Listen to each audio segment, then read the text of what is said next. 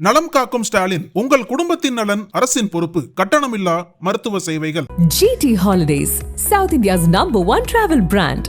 You know you are special when you're with GT Holidays.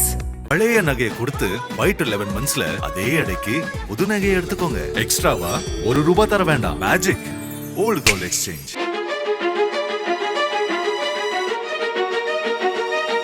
Kulasekarapattinam Mutharamman கோவிலின் தலைமை அர்ச்சகராக பணிபுரிந்தவர் Kumar butter.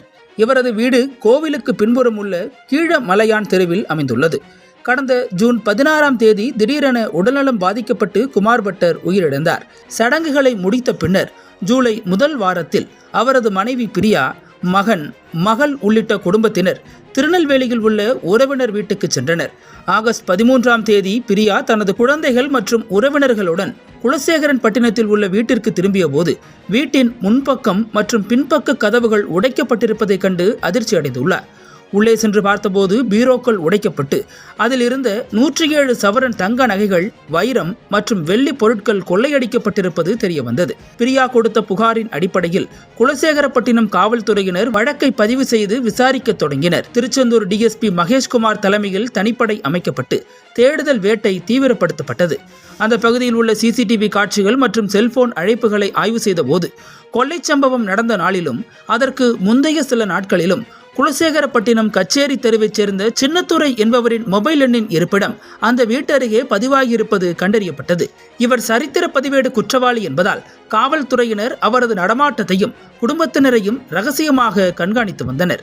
இதில் சின்னத்துரையின் தம்பி இசக்கிமுத்து புதிய மோட்டார் சைக்கிளில் சொகுசாக சுற்றியதை கவனித்த காவல்துறையினர் சந்தேகத்தின் பேரில் அவரை பிடித்து தீவிரமாக விசாரித்தனர்.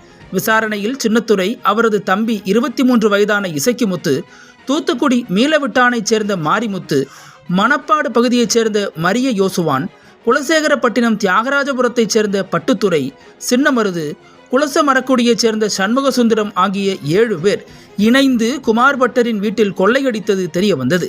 இதையடுத்து ஆகஸ்ட் 19ஆம் தேதி இந்த 7 பேரையும் காவல்துறையினர் கைது செய்தனர். கைதானவர்களிடம் நடத்திய விசாரணையில் சின்னத்துரை மற்றும் மாரிமுத்து இருவரும் கொலை மற்றும் கஞ்சா கடத்தல் வழக்குகளில் பாளையங்கோட்டை மத்திய சிறையில் அடைக்கப்பட்டிருந்த போது நெருங்கிய நண்பர்களாகி பெரிய அளவில் கொள்ளையடித்து வாழ்க்கையில் செல்வந்தர்களாக வேண்டுமென திட்டமிட்டிருந்தனர். ஜாமீனில் வெளிவந்த பிறகு பல இடங்களை ஆய்வு செய்து குலசேகரப்பட்டினம் முத்தாரம்மன் கோவிலின் தலைமை அர்ச்சகர் குமார் பட்டர் இறந்த பின்னர் அவரது வீடு பூட்டிய நிலையில் இருப்பதை அறிந்து அதில் பணமும் நகைகளும் இருக்குமென திட்டமிட்டுள்ளனர். அதன்படி ஆகஸ்ட் 8ஆம் தேதி சின்னத்துரையும் மாரிமுத்துவும் வீட்டின் பின்பக்க கதவு வழியாக உள்ளே நுழைந்து பூஜை அறையில் இருந்த பணம் மற்றும் வெள்ளி பொருட்களை கொள்ளையடித்துள்ளனர். அப்போது பீரோவை உடைக்க தேவையான கருவிகள் இல்லாததால் முழுமையாக திருப்தி அடையாமல் வெளியேறியுள்ளனர். பின்னர் ஒரு நாள் இடைவெளிக்கு பிறகு ஆகஸ்ட் 10ஆம் தேதி சின்னத்துரை, மாரிமுத்து, இசக்கிமுத்து, மரிய இயேசுவான் உள்ளிட்ட 7 பேரும் மீண்டும் வீட்டிற்கு சென்று பீரோவில் இருந்த 107 சவரன் தங்க நகைகள் மற்றும் வைரப் பொருட்களை கொள்ளையடித்துள்ளனர். கொள்ளையடிக்கப்பட்ட நகைகள் மற்றும் வைரங்கள் மாரிமுத்துவின் மனைவி ராக்காயி மூலம் தூத்துக்குடியில் உள்ள தனியார் நிதி நிறுவனங்கள் மற்றும் வங்கிகளில் அடகு வைக்கப்பட்டுள்ளன. இதிலிருந்து 5 லட்சம் ரூபாய் பணத்தை பெற்ற சின்னத்துரை தனது கூட்டாளிகளுக்கு தலா 1 லட்சம் ரூபாய் கொடுத்துள்ளார். மேலும் கொள்ளையடிக்கப்பட்ட நகைகளில் பெரும்பாலும் கவரிங் நகைகள் இருந்ததாகவும் அவற்றை ஆற்றில் வீசிவிட்டதாகவும் தனது கூட்டாளிகளிடம் பொய்கூறி ஏமாற்றியதாக காவல்துறை விசாரணையில் தெரியவந்துள்ளது. வாக்குமூலத்தின் அடிப்படையில் நகைகளை அடகு வைத்த மாரிமுத்துவின் மனைவி ராக்காயையும் காவல்துறையினர் கைது செய்து தங்க நகைகளை மீட்கும் பணியில் ஈடுபட்டுள்ளனர். இந்த வழக்கில் தொடர்புடைய மேலும் சிலரை தனிப்படை காவல்துறையினர் தீவிரமாக தேடி வருகின்றனர். ஒரே வீட்டில் 2 முறை கொள்ளையடித்து கவரிங் நகைகள் என்று பொய்கூறி கூட்டாளிகளையும் காவல்துறையையும் ஏமாற்றிய இந்த சம்பவம் தூத்துக்குடியில் அதிர்வலைகளை ஏற்படுத்தியுள்ளது. அனல் பறக்கும் செய்திகளை அப்டேட் செய்து கொள்ள நக்கீரன் களத்தை இப்பவே சப்ஸ்கிரைப் பண்ணுங்க.